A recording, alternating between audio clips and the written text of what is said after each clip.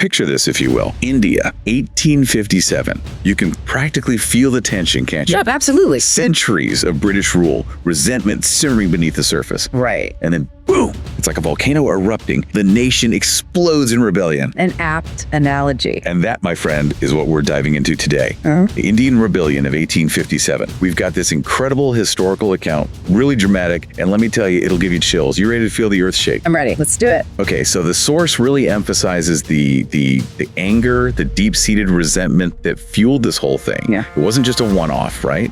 This was, as they say, the culmination of centuries of oppression, exploitation, and humiliation. Yeah, centuries is the key word there. This wasn't something that just popped up overnight. So unpack that a bit for us. What were the biggest grievances? What were people so fed up with? Well, just imagine a foreign power basically running your life. I mean, dictating everything from your legal system to your customs, your traditions. Then, on the economic front, you've got Indians seeing their own resources shipped off to Britain. Right, being exploited. Exactly. And then you throw in the social hierarchy the British imposed, often relegating Indians, no matter how prominent they were in their own society, to a lower rung. It was a recipe for disaster. And disaster is what they got. And it seemed like such a small thing set it off. Yeah. Our source mentions rifle cartridges. Yes. The greased cartridges controversy. So tell us more about that. So these cartridges, they were rumored to be greased with animal fat. Big problem for Hindu and Muslim soldiers. It violated their religious beliefs. Right. So refusing to use them, it was seen as an act of defiance. And that defiance, it spread like wildfire. Our source describes it, and I love this, as an unstoppable wave. Yeah. What made this rebellion different from, previous uprisings? This wasn't just a few pockets of resistance here and there. This time, it was everyone. Civilians, farmers, local rulers. They joined the sepoys, the Indian soldiers in the British Army. Wow. And you had these incredible figures like Rani Lakshmibai, the Queen of Jhansi. She actually led troops into battle. No way. Oh, yeah. And Nana Sahib, he was the adopted son of a Maratha ruler, became a pivotal leader. It was incredible. It's like all these social divisions just melted away. Yeah. Everyone united against this common enemy. And it wasn't just about kicking the British out, was it? It was about something much deeper. Our source uses this powerful phrase, freedom or death. That's intense. What does that tell us about the mindset of the people who rebelled? I think it speaks to the deep, profound desire for self-determination. It wasn't just about, political control. It was about their identity, about preserving their culture, their religion. It was a fight for the soul of India. So we've got the British Empire at the absolute peak of its power. Right. And suddenly they're facing this unprecedented challenge to their authority. How'd they react? Initially, disbelief, sheer disbelief. But then came the crackdown, and it was brutal. The British, they were masters of divide and conquer, right? So they exploited religious and ethnic tensions, weakened the rebellion from within. Oh, awful. And they passed laws, swift trials, harsh punishments, often without, any real due process. A very, very dark period. It's ironic, isn't it? They're all about freedom and justice, yet here they are doing the exact opposite. So what happened after the rebellion was put down? How did it change things between Britain and India? It was a turning point, for sure. The most immediate change. The East India Company, the one essentially ruling India, it was dissolved. Control went straight to the British Crown. Direct rule. So no more company acting as a go-between. They were fully in charge now. Exactly. And they enacted all these reforms, trying to solidify their control, prevent future uprisings. The army was reorganized, more British soldiers, fewer Indians. New land systems were introduced. And were those better for the Indian people? Well, their stated aim was better administration, but the reality was they often disadvantaged local populations. Ah, I see. So even though the rebellion failed to achieve immediate independence, it forced the British to realize that their hold on India, it wasn't unbreakable. 100%. The rebellion exposed the cracks in the empire's foundation. It gave Indian nationalism a massive boost. I mean, think about it. When an empire resorts to such brutal tactics to silence dissent. It makes you question their whole philosophy, doesn't it? Exactly. It's a chilling thought. So as we wrap up our look at the 1857 rebellion, what's the one thing you hope our listeners take away from this? 1857 is a complicated legacy. It's about the strength of the human spirit, the resilience in the face of oppression, but it's also a stark reminder that the fight for freedom, it's rarely easy, it's long, it's arduous. So I want everyone listening to think about this. How do we make sure those sacrifices, the ones made in the name of liberty, how do we ensure they're never forgotten? And how can they inspire us to keep fighting for freedom and justice in the world today? Powerful words to end on. Thank you. It was earlier believed that the main reason for the revolt was the discontent of the sepoys. But this is no more accepted reason. The Indian public had been suffering under an oppressive foreign rule for almost a century, and the revolt of 1857, which broke out in a sudden and spontaneous manner, had deeper reasons which are considered to be equally important. They are economic causes. The most important cause of popular discontent was the British policy of economically exploiting India. This affected all sections of the society. The main economic reasons for the revolt were, during the 16th and 17th centuries, the activities of East India Company were confined to trade and commerce and had no political intentions. The Indian goods became very popular in Britain, and British government had to pass a law in 1720, forbidding the use of Indian textiles in Britain. But the whole scenario changed after the Industrial Revolution. Because of the reduction in demand of Indian textiles, the local handloom industry suffered heavy loss and suffered badly. The poor Indian weavers could not compete with the machine-made goods imported from England. Moreover, the company bought all the best quality cotton from Indian markets through their political resources and left no scope for the Indian weavers to produce good quality products. Gradually, the Indian handicraft industries died. Annexation of Indian states by the company led to cut-off of the major source of patronage from the native princes. Cruel exploitation of the economic resources caused periodic famines, which added to the misery of the people. Naturally, a kind of hatred and therefore a rebel attitude towards the British developed. Heavy taxation and highly unpopular revenue settlement pauperized the conditions of the peasantry class of the Indian society. As a result, peasants started taking loans from moneylenders, traders, at very high rates, which often resulted in eviction of the former on non-payment of the debt dues. These moneylenders and traders emerged as the new landlords, while the curse of indebtedness plagued the Indian peasantry. So, revenue policies of the British East India Company destroyed the traditional economic fabric of the Indian society. Example: permanent settlement, 1793. Riotory settlement, 1820. The precedent for this system of conquer and tax had been set by the infamous duo of Clive and Hastings in the late 18th century, and had persisted into the early 19th century under the name home charges, essentially the drain of wealth from India to Britain in the form of bullion and bills to cover trade deficits to India and China. Marxist historian Eric Stokes, in The Peasant Armed, The Indian Revolt of 1857, saw the uprising as a popular peasant revolt, almost inevitable, in fact, as the British had destroyed the social organism of Indian society by the introduction of steam engine and free trade. Peasants being forced to cultivate cash or commercial crops such as cotton, jute, indigo, opium, sugarcane, etc. It is often referred to as coercive cultivation also.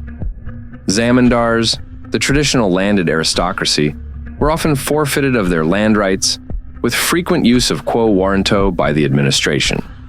Having lost their status, these dispossessed talukdars, in order to regain their land rights, grabbed the opportunity presented by the Sepoy revolt to oppose the British. Gradual disappearance of many states also deprived those Indians who held civil and judicial posts in the states of their jobs.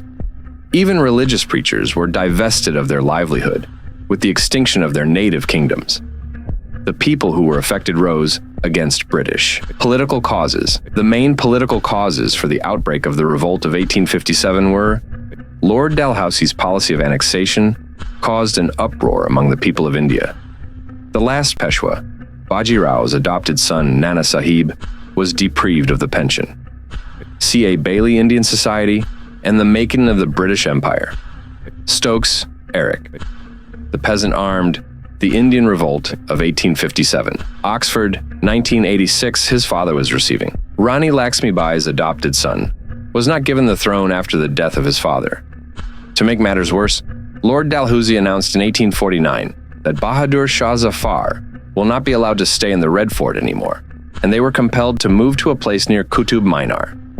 To further worsen the situation, Lord Canning announced in 1856 that with the demise of Bahadur Shah Zafar, His successor will not be allowed to use the title king. The annexation of Oudh without a reason led to a huge uprising. The proposal of taking away the title from the Mughal emperor shocked the Muslims. The annexation of Jhansi and Nagpur shocked Hindus, as they were predominantly Hindu states. The remaining Hindus and Muslims who were unaffected became insecure, lest they meet the same fate. The myth about the superiority of the British was shattered when they were badly beaten in the First Afghan War. They were again humbled in 1855-56, when they had to face the rebellion of the Santhal tribe of Bengal and Bihar. This proved that the Indian army was quite powerful.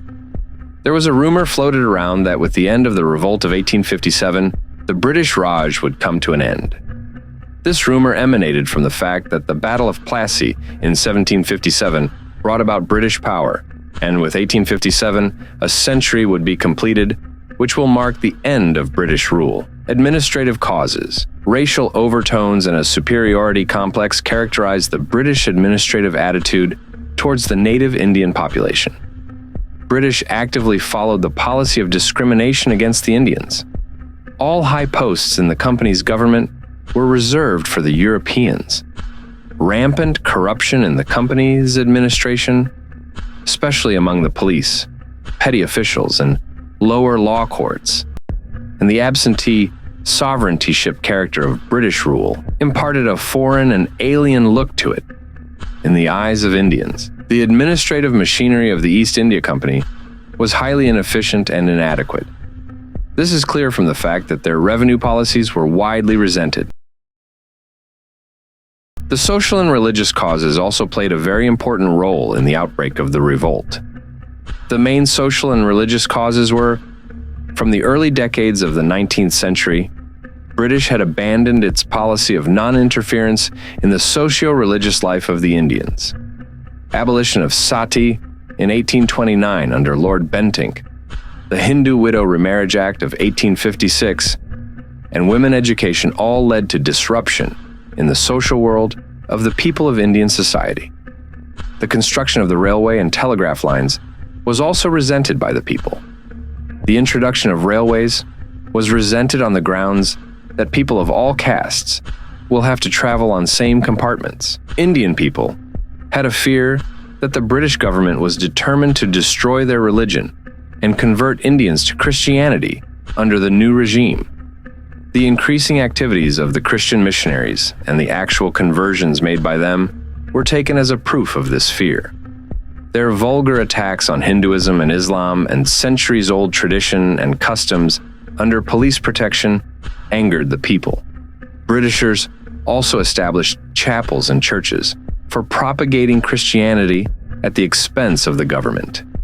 Even the civil and military officers were asked to propagate the gospel.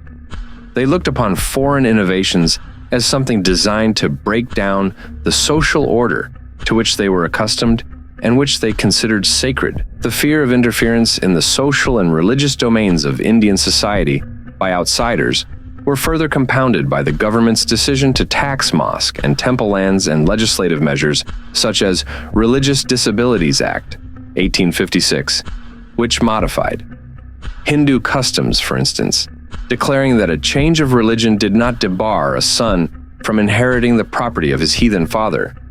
The educated Indians were also denied high posts. The highest office open to an Indian in civil services was that of a Sardar or an Amim, with an annual salary of rupees 500 only. In the military service, the highest office that an Indian could secure is that of a Subadar. This racial discrimination hurt Indian sentiments tremendously. Military causes. Bengal army had high proportions of high caste men recruited from northwest provinces and Awadh, Bhumihar Brahmins and Rajputs of the Ganges Valley. In the early years of the company rule, the British tolerated the caste privileges and customs within the Bengal army. But by the 1820s, these customs and privileges were threatened by the modernizing forces, and thus, the conditions of service in the company's army and cantonments increasingly came into conflict with the religious beliefs and prejudices of the sepoys. For example, restrictions were on caste and sectarian marks, growing of beard, wearing turbans, etc. To the religious Hindu of the time, Crossing the sea meant loss of caste. This clashed with the need to defend the growing British Empire outside India. In 1856, Lord Canning's government passed the General Service Enlistment Act, which compelled the sepoys to serve abroad if required by the company. The Indian sepoy was equally unhappy with his emoluments compared to his British counterparts. A more immediate cause of the sepoys' dissatisfaction was the order that they would not be given the Foreign Service allowance (bada) when serving outside their own regions. This affected the extra pay of the sepoys. But the English soldiers in the Indian Army continued to receive this allowance. Also, the Indian sepoys were discriminated against in terms of promotion and salary. While the sepoys outnumbered the European soldiers, the former were not promoted to higher posts in the army. The Indian sepoy was made to feel subordinates at every step and was discriminated against racially and in matters of promotion and privileges. The reports about mixing of bone dust and chiata and the introduction of the Enfield rifle enhanced the sepoy's growing disaffection with the government.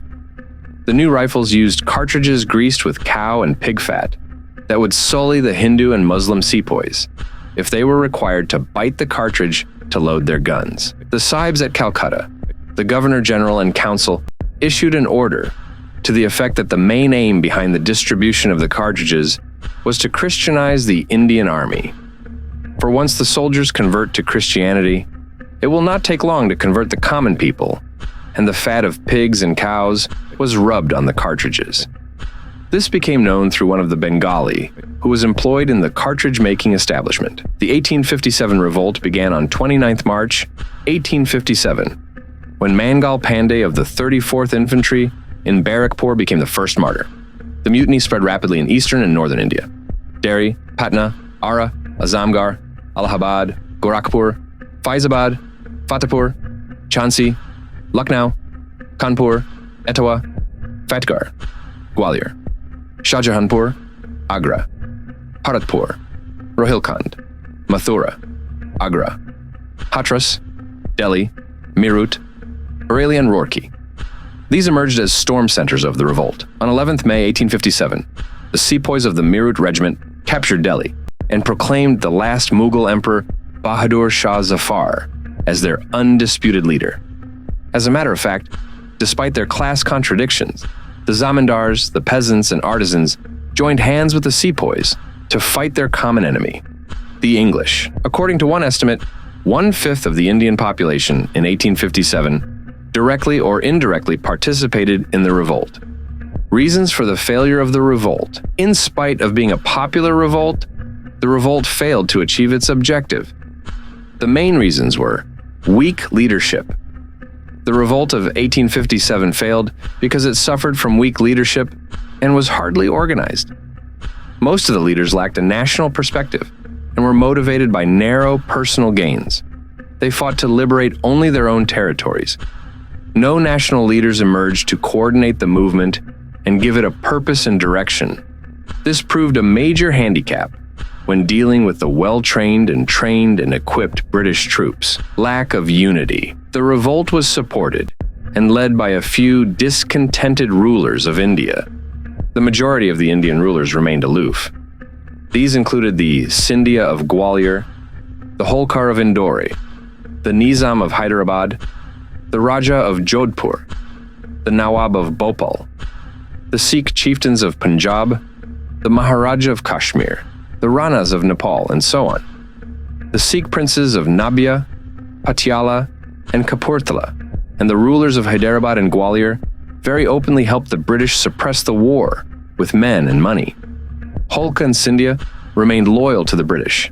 Canning referred to these chieftains as having acted as breakwaters to the storm, which would have otherwise swept us in one great wave. Lack of support.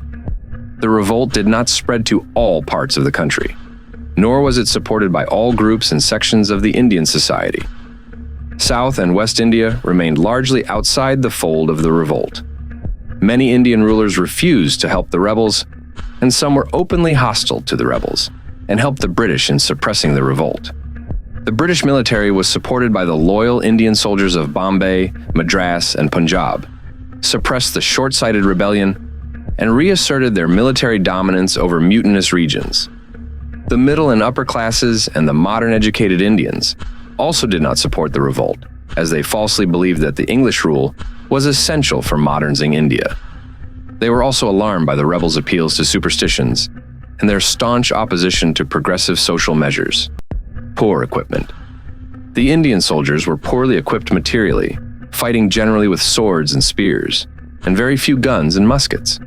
On the other hand, the European soldiers were equipped with the latest weapons of war, like the Enfield rifle.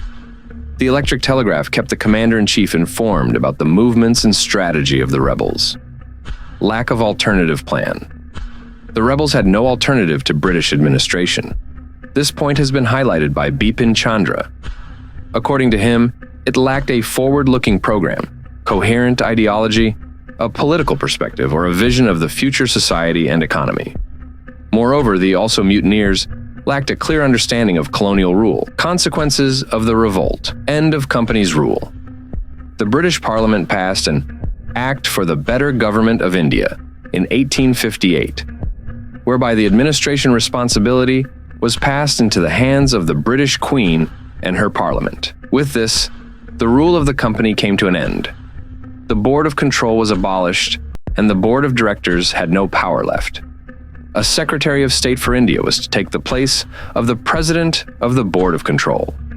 He was advised by a board of 15 members. The designation of the Governor-General was changed.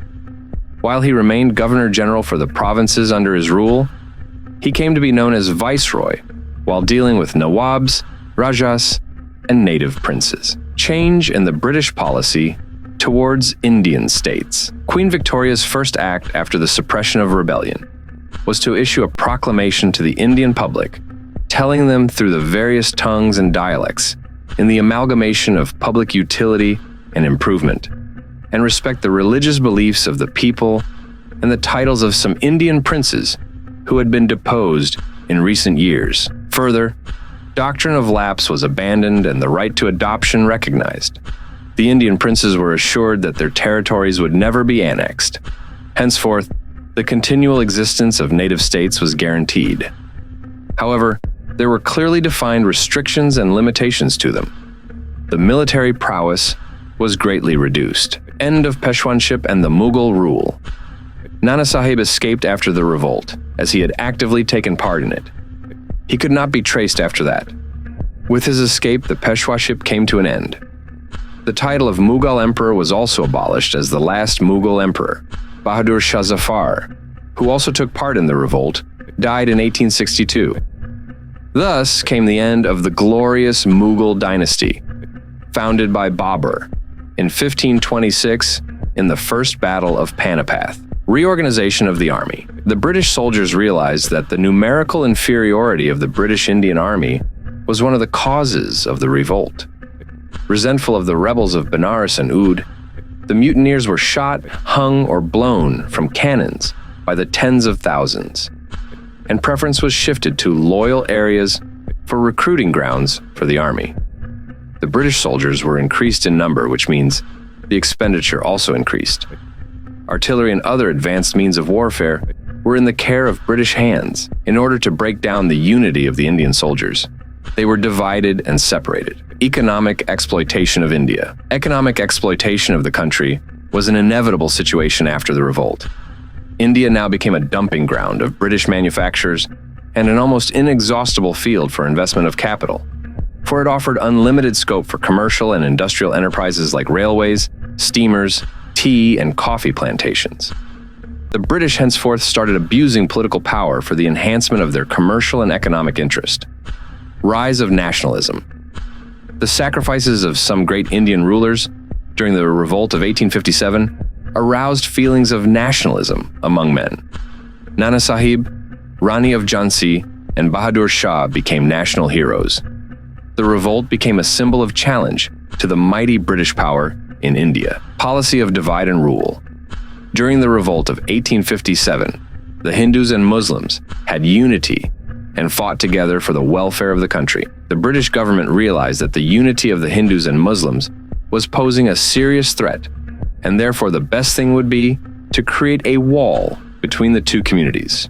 Thus, they adopted the divide and rule that completely destroyed the relationship. The Survey of India and Census of India, founded in 1878 and 1872 respectively, are examples of the pseudo-scientific ways that the British tried to racially categorize and control their subjects. This policy of the British developed so much unrest between the two communities that it has still not been resolved. As the Muslims had taken a prominent role in the revolt, they were deprived of patronage in education, business, and services, and Hindus were given preferential treatment. At a later stage, the policy was reversed. The British used this disharmony to their advantage and widened the gulf between the two major communities.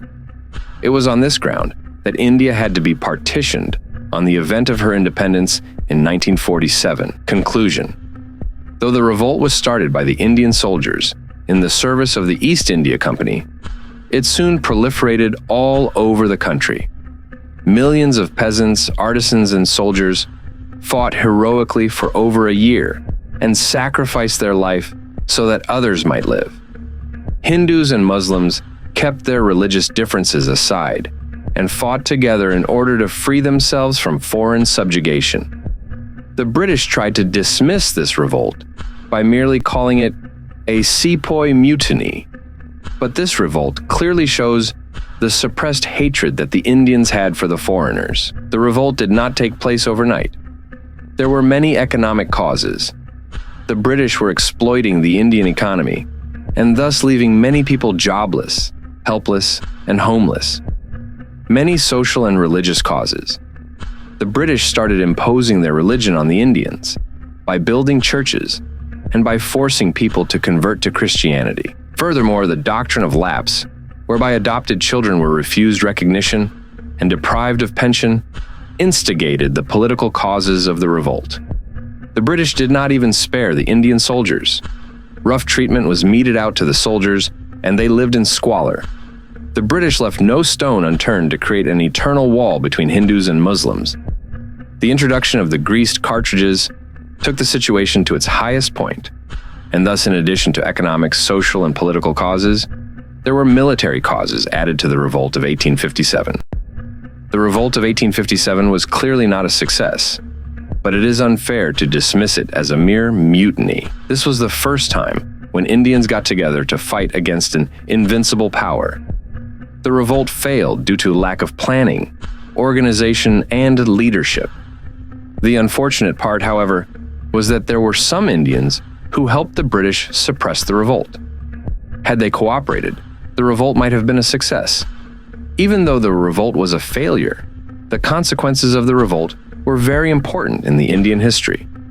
The revolt brought the end of company's rule, along with changes in the British policy towards Indian states. With the escape of Nana Sahib and the death of Bahadur Shah Zafar, came the end of Peshwaship and the Mughal rule. The end of the revolt also led to the reorganization of the army, and India was completely ruined from economic point of view. One of the most important outcomes of the revolt was that it gave rise to nationalism. Indian people became more aware of the heroes who sacrificed their lives so that others might live. The revolt, however, scarred the relationship between Hindus and Muslims with the divide and rule policy. In the words of K.M. Panikkar, on the Indian side also, the mutiny loomed large. The rebels had been put down with a heavy hand. The atrocities of the White Terror rankled long in Indian minds and poisoned the relation of the two races for decades. And so, the 1857 rebellion echoed far beyond India's borders, sending a powerful message that reverberated through the corridors of empires. This uprising was just the beginning, a spark that would ignite a long and relentless struggle for independence.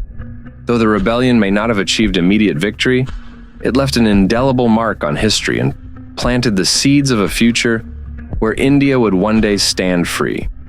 Thank you for joining me on this journey into one of the most intense and inspiring chapters of resistance.